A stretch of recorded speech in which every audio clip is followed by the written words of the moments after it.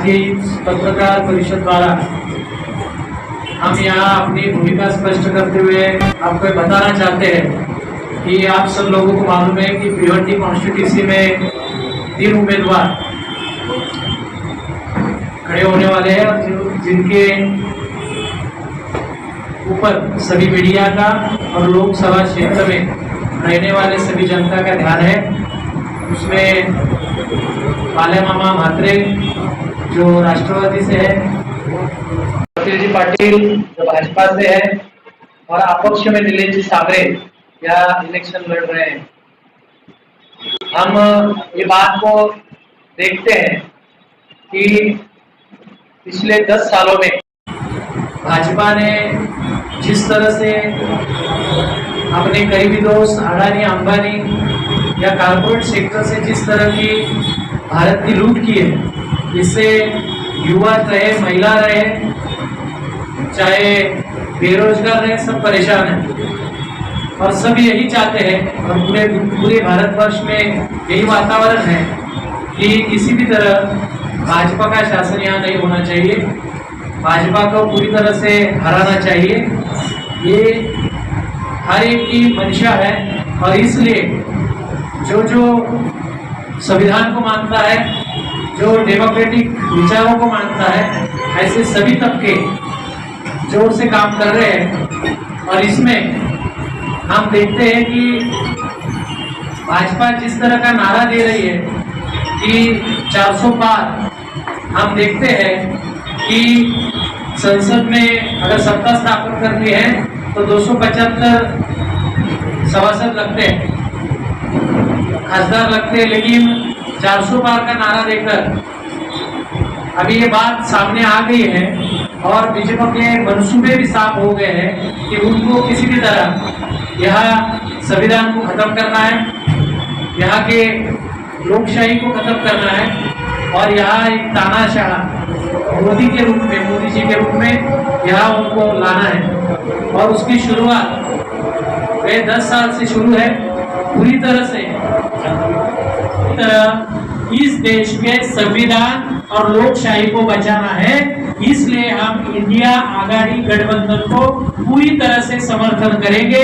हमारे हर बस्ती में जाएंगे, हर अम्बेडकरवादी, हर बौद्ध, दलित, अल्पसंख्यक समाज को समझाएंगे कि हमारे वोटों का बंटवारा नहीं होना चाहिए, क्योंकि हमको मोदी जी जैसे तानाशाह को रोकना है।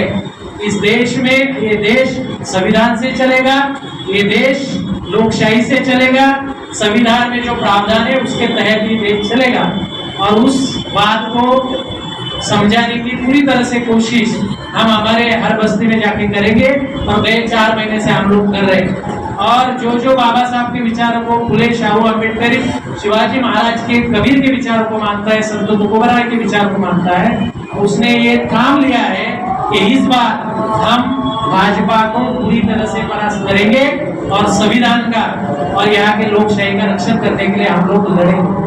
के बालेमामा म्हात्रे जो है वो इलेक्शन के उस अगुवाई में नहीं थे। उस समय हमको एक लग रहा था कि एक सोशल वर्क करने वाले नीलेश साबरे कांग्रेस का टिकट लेकर भाजपा को एक कड़ा आह्वान खड़ा करेंगे, इसलिए हम उनके साथ थे।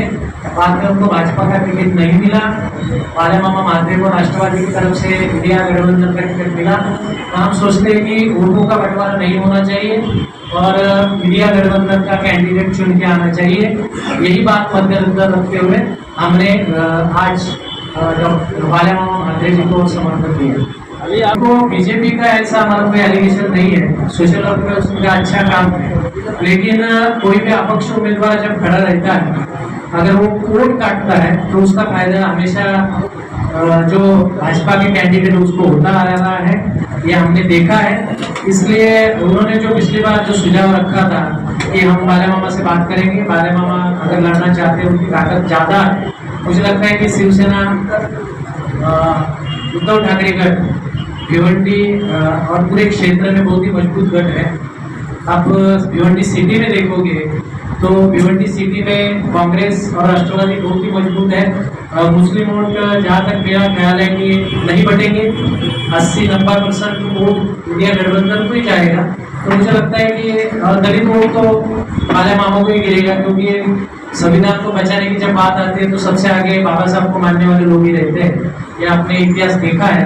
तो मुझे लगता है आज की तारीख में माले मामा एक जीतने वाला कैंडिडेट दिखाई दे रहा है। तो ऐसे समय में संविधान को बचाने के लिए और देश हित में ये निर्णय लेना उचित रहेगा कि इंडिया गठबंधन को समर्थन दे, इसलिए हम इंडिया गठबंधन को समर्थन दे रहे हैं। इसलिए हम किसी भी तरह का एलिगेशन मेरे सामने जी के ऊपर नहीं कर रहे, लेकिन उनसे एक विनती पूर्वक आग्रह कर रहे हैं कि सोशल वर्क में आप आगे हो, लेकिन एक पॉलिटिकल स्टैंड होना भी जरूरी होता है। उस बारे में लोगों में संभ्रमावस्था है कि आप भाजपा के साथ जाओगे या इंडिया गठबंधन के साथ जाओगे, तो ये अभी तक वो स्पष्ट नहीं कर पा रहे हैं। तो इसलिए हम जैसे अम्बेडकरवादी कार्यकर्ताओं के मन में, मुस्लिम कार्यकर्ताओं के मन में, आदिवासी कार्यकर्ताओं के मन में, और जो संविधान को मानते हैं, डेमोक्रेसी को मानते हैं, उनके मन में इस आवश्यकता है कि आप इलेक्शन लड़ रहे हो तो किसके साथ जाने के लिए लड़ रहे हो और आपका टारगेट क्या है, तो वो स्पष्ट नहीं हो पा रहा है। इसलिए मुझे लगता है कि वोट काटने के बजाय वो माले मामा मांझी को अगर समर्थन देते हैं और ये देश के हित की बात है और हमेशा अच्छा काम करते हैं, तो ये भी अच्छा देश के हित वाला काम उनको करना चाहिए और उनको माले मामा को भी समर्थन देना चाहिए, ऐसा उनको विनती करें।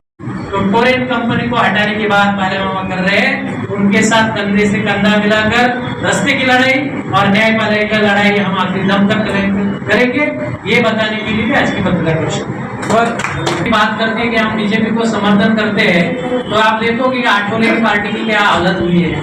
मतलब आठवले जी को अभी वो खाली कविता बनाने के लिए छोड़ दिया, तो ये अम्बेडकरी मूवमेंट का बहुत बड़ा अपमान है।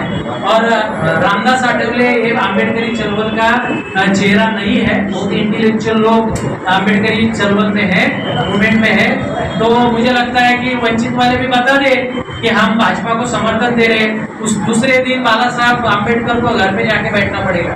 तो छुपे छुपके हो रहा है और ये बात अम्बेडकर अनुयायी समझ रहे, जनता समझ रही है। इसलिए इस बार किसी भी तरह का वोट का बंटवारा नहीं होगा, वोट केवल इंडिया आघाड़ी गठबंधन को जाएंगे और हम संविधान और बाबा साहब के सपनों को साकार करने के लिए पूरी तरह से लड़ेंगे, ये बताने के लिए भी अच्छी बात है सर।